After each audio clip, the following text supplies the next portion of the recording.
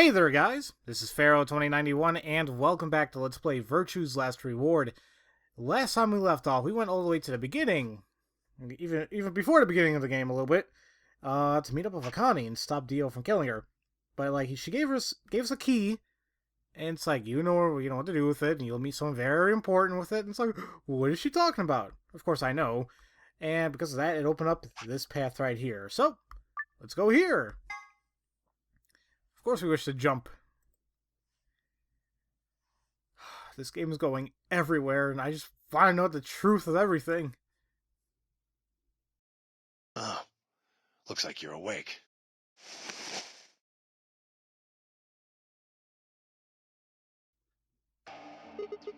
Is this the infirmary? Why are we here? Do you know what happened at the AB gate? Kay and I went back to the infirmary, but... We waited and waited, and the two of you never returned. So we went to the warehouse to check on you. We found you passed out in front of the AB rooms. Kay and I hurried back here with you. I looked over at Phi and met her eyes. Do you remember what happened just now? You mean what happened a long time ago? Yeah. You got him pretty good, huh? Huh. Yeah, I remember all right. Hey, what are you guys talking about? Gork! What am I? Chopped liver?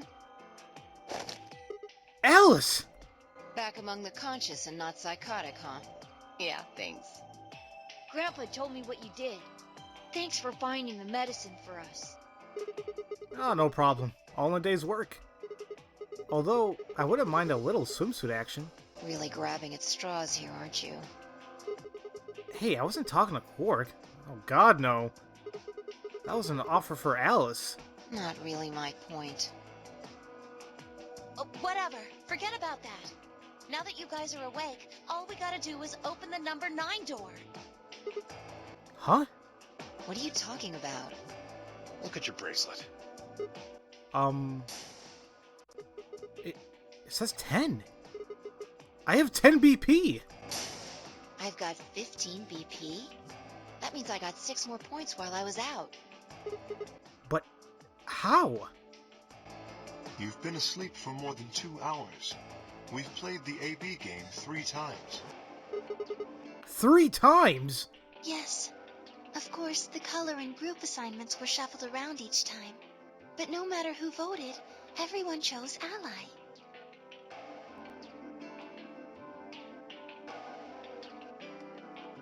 And now all of us have enough to leave.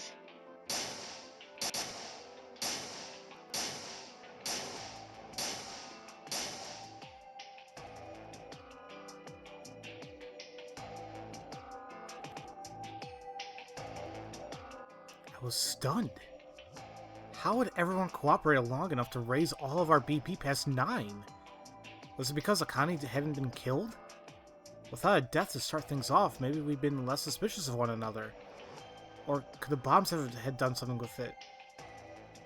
We've all joined forces against Dio, and Phi and I had been able to disarm all of them.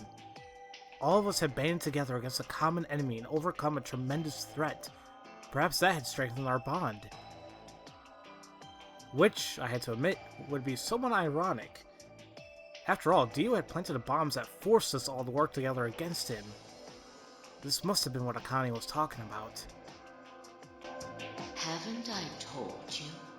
Death was unavoidable. Sacrifices had to be made for the sake of the project. Come on, let's go! Let's open the door and get out of here! Wait. What about him? After some discussion, we decided to leave Dio behind. Alice was the only holdout. She complained about wanting to take him back to her superiors, but after I mentioned they'd come back to investigate after we escaped and deal with Dio then she reluctantly complied. Alright, let's get going. But there might be an issue with that. What happens if the number 9 door stays shut? You know, then Or, you know, whatever. I'm sure they'll figure it out. I mean, maybe that won't matter. Maybe her superiors would know how to get into the facility, you know? Oh, whatever. It's all good. Besides, he's a butthole. He decides he needs to stay there. Everybody ready? I'm gonna open it. Yes, just get on with it. Everyone else swallowed and nodded. I grabbed the lever and pulled it down.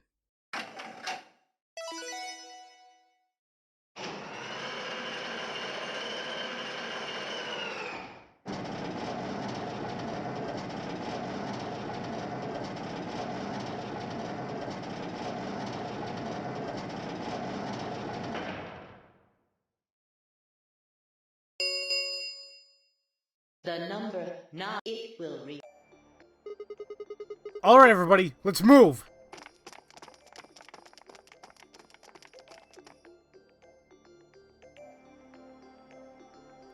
I didn't need to tell them twice.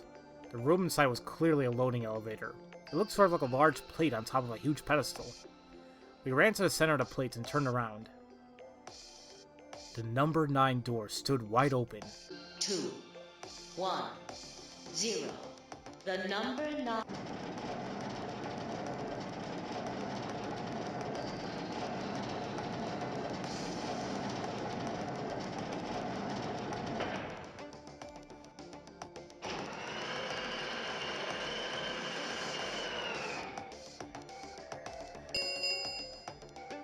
The number 9. This end. Thank you. As the gate.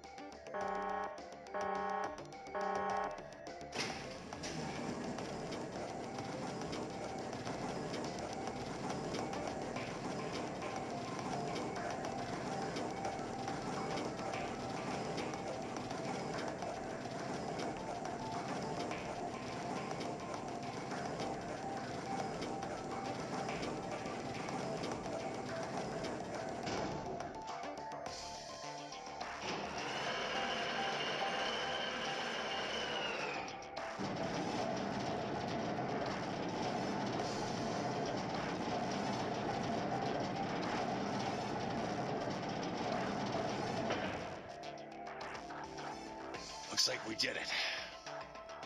Yes, we should keep moving. Beyond the door was a wide hallway that ended in a very solid wall. To the left, we found a very familiar looking door. We pushed it open and went in.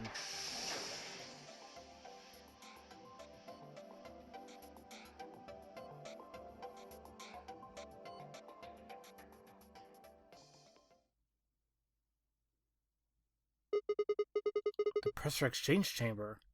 You know what this place is? Yeah, sort of.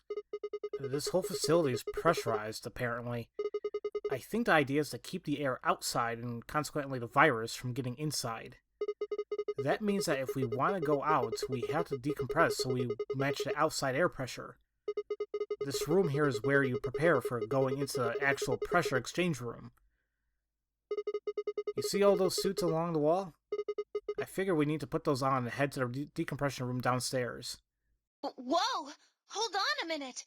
You're saying the air outside is full of that horrible virus? Yeah, that's what it seems like. Of course, according to Akane, we were already infected with Radical 6, so the whole room seemed a little pointless. Why? How did all this happen? Did they... No, that's not possible. We've come this far. We can't turn back now. Let's go outside. There's no way to know what's really going on until we do. All right. No one else objected. We all donned the protective suits and headed downstairs to the decompression room.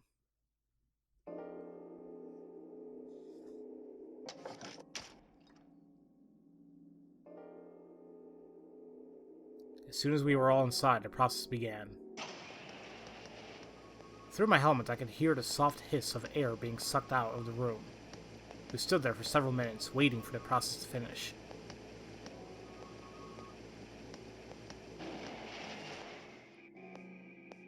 At last it did, and we heard a door begin to open.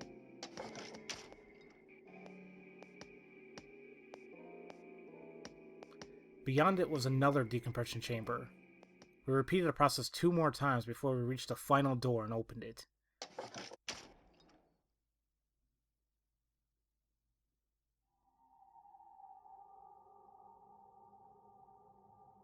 The dead, bleak landscape wasn't a surprise for me. I'd seen it before, in another timeline.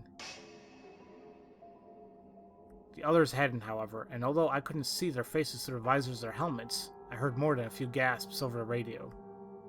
For a few long moments, we just stood there, astonished. Where the hell are we?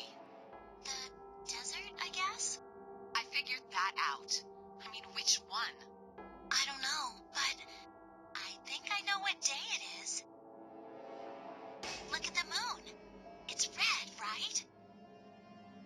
That means today's the total lunar eclipse. So? Remember the astronomy magazine in the lounge? Well, the next eclipse like this was going to be on December 31st, 2028. So, Wait a minute. Let me get this straight. Are you suggesting we were sleeping for a week after we were abducted? I think so. Wherever we were must have been far away from any city. The air was clearer than I had ever seen it. And the stars. The sky was full of them. More stars than I'd ever seen in my life. I could even spot the hazy arm of the Milky Way. But the most striking feature was the moon. It was blood red and massive. Much bigger, in fact, than I remembered it being. Then, as I watched, a black spot began to move across its surface. It was hard to see details, but it looked circular. The spot continued to move across the moon, heading for the right edge.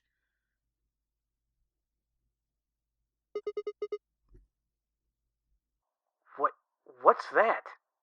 The moon. Well, the moon's shadow, actually. The moon's shadow? I frowned. That didn't make any sense. Zero told me to stay quiet. I think he was worried I'd spill the beans on his operation. He said if I didn't toe the line, he wouldn't just kill me. He'd kill Quark, too. And I agreed, like an idiot, and brought Quark with me. Just so I could see her. Such an idiot. So, that being the case, might as well start with this. I meant what I said before. That up there is the moon's shadow. What the hell are you saying? Think about it. If that's the moon's shadow, then what's it falling on? That's Earth? Yeah.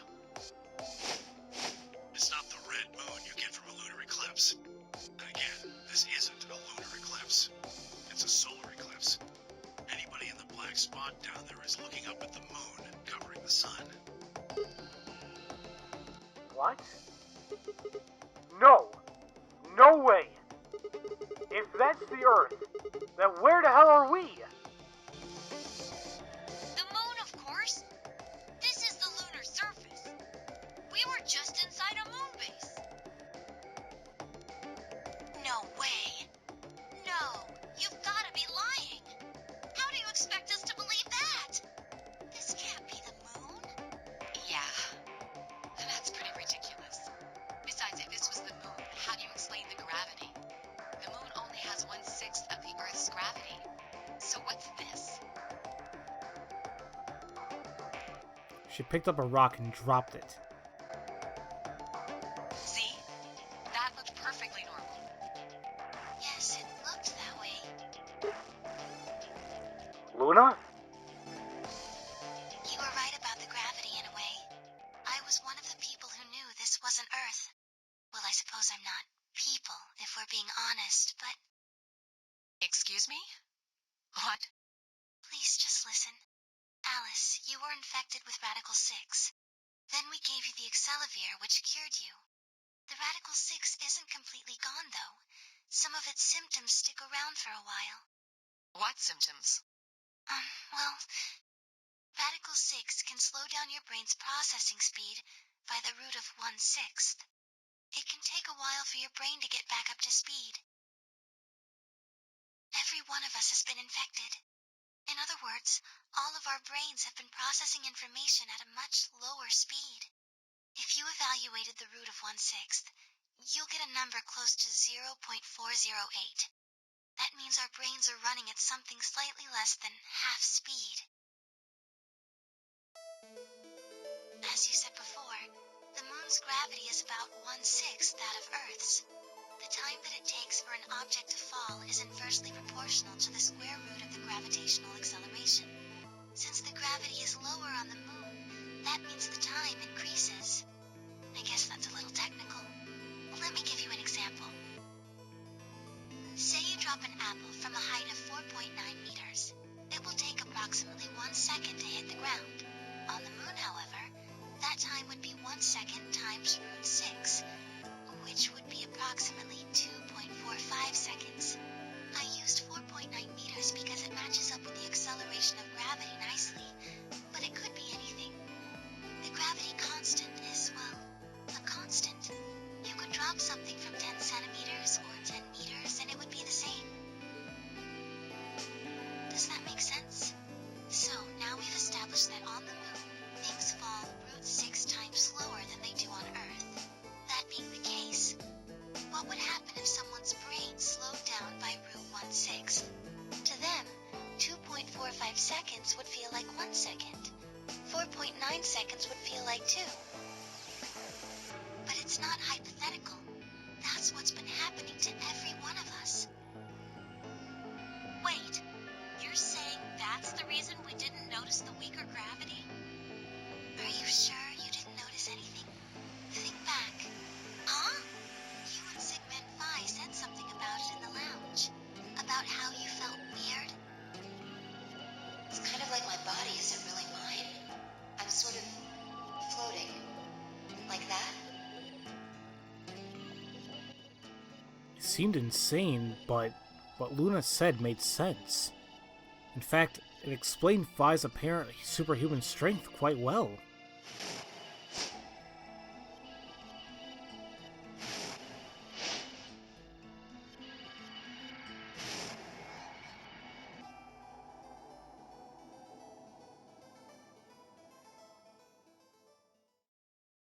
Wait, this is crazy.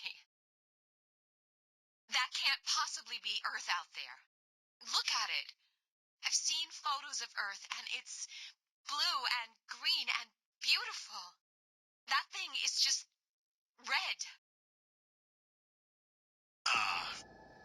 Before we get into that, I should probably tell you something. This isn't New Year's Eve in 2028. Today is January 27th. In 29? No, Don't tell me. 30? still no. And just what year is this? It's 74. 2074.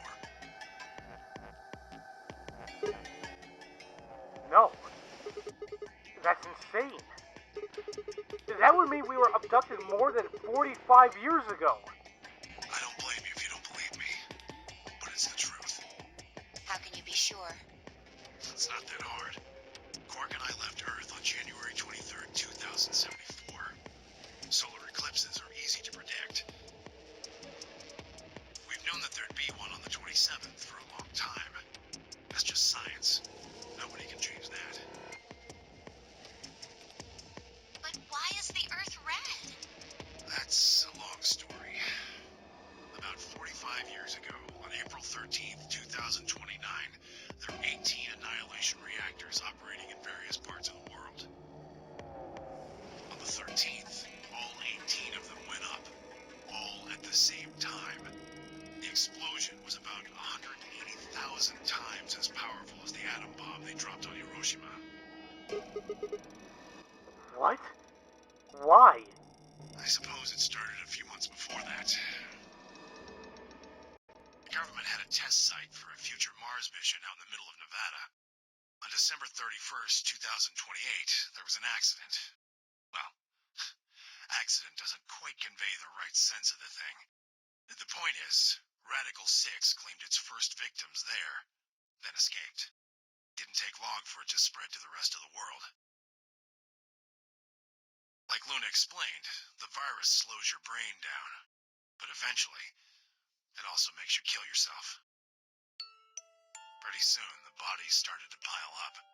Some people would take a dive off a building or shoot themselves in the head. You know, the classics. But for some, it was poison, or fire, or asphyxiation, or the noose. Plenty of people jumped in front of trains or cars. One pilot on a passenger airline drove his plane into the ground. Most forms of transportation ground to a halt pretty fast. That meant food couldn't get distributed, and thousands of people who weren't even infected died from starvation. Everywhere you went, there were just piles of corpses, covered in flies and rats and crows. I don't know what hell's like, but I imagine it's a lot like that. After a while, people who managed to avoid getting infected started trying to get in touch with one another. They got a hold of some radios and organized a couple meetings. There was only one thing to discuss, of course. How could they get rid of Radical 6? The answer, they decided, was purification. They figured they could just roast the surface of the Earth and that'd kill the virus off for good. On April 13th in 2029, they put their plan into effect. That plan was to detonate all 18 annihilation reactors.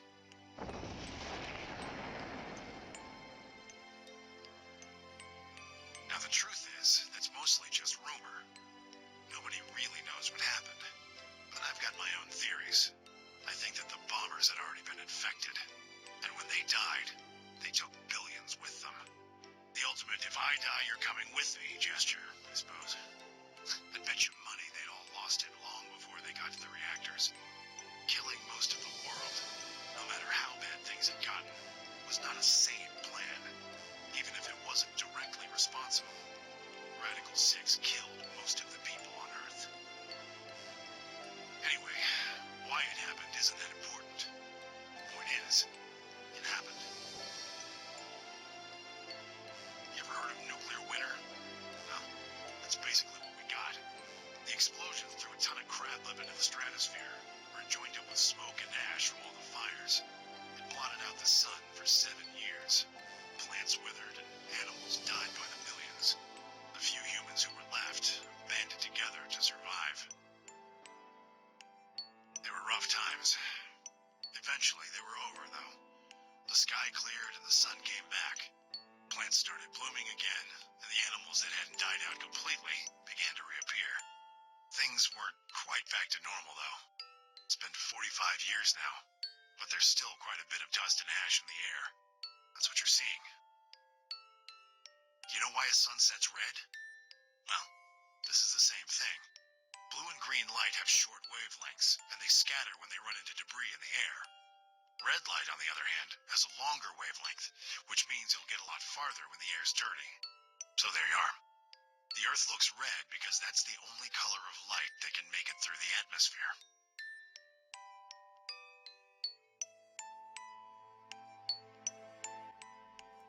Oh man, the story just got weird. I will say though, I kind of guessed some of this stuff anyway. I assumed we were on the moon in the first place because, like, when we first stepped out, when we got Dio's ending, that's why I was kind of speechless. I'm like, you've got to be kidding me. Because I thought we were on the moon for whatever reason, but I was like, oh, I don't know how the hell that makes sense. Turns out I was kind of correct. And the whole thing about not being 2028, I kind of thought about that too, because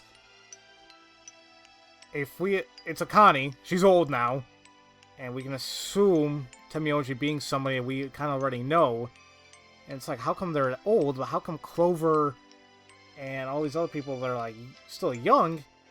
It's like, well, wait a minute, maybe it has something to do with like being put to sleep. And what do we have in the moon base that will keep you frozen for a while? So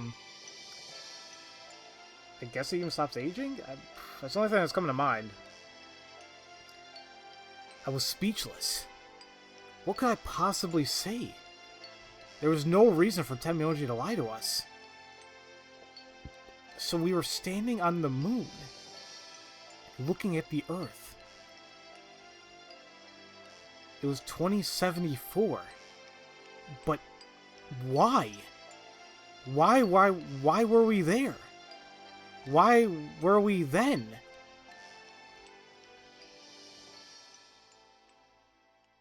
I was so lost in thought I barely noticed Phi's approach. Hey, Sigma. I think I figured something out. A window popped up inside my helmet with Whisper in the corner. She seemed to be using a circuit only we could hear. Yeah? What is it? I figured out why there's an extra E. An extra E? Oh, you mean the graffiti? Yeah, the one on floor B. I think it's an anagram, just like on floor A. What's Anna say this time? God damn it, Sigma! Knock it off! Sorry. That was funny though. Come on, Phi. You know that was good. Memento mori if the ninth lion ate the sun. If you rearrange the letters, you get... The man on the moon rules the infinite time. See? You need 6 E's to get that. So they stuck an extra one in ninth. The man on the moon rules the infinite time. I think it's a message for us from Zero Senior and Akane. Remember what she was telling us? We created the AB project for one purpose: to transport the consciousnesses of 2 people into the past.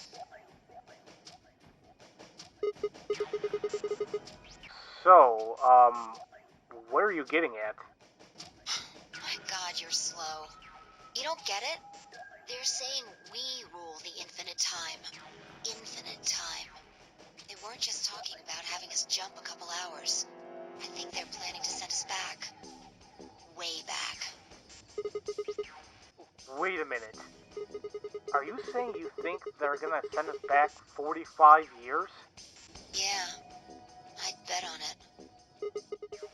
So the ultimate purpose of the AV project is to send us back in time to that catastrophe Tenmyoji was talking about. I think so.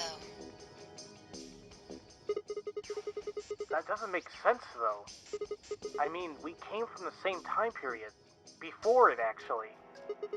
So why bring us back here and then send us back? Well, Akane should be able to tell us the rest. Let's go pay her a visit. Do you know where she is? I've got an idea. Come on, think. Remember what she said when she gave you the key? Tu fui ego eris. The grave! The one in the garden! Well, come on, what are you waiting for? Let's go.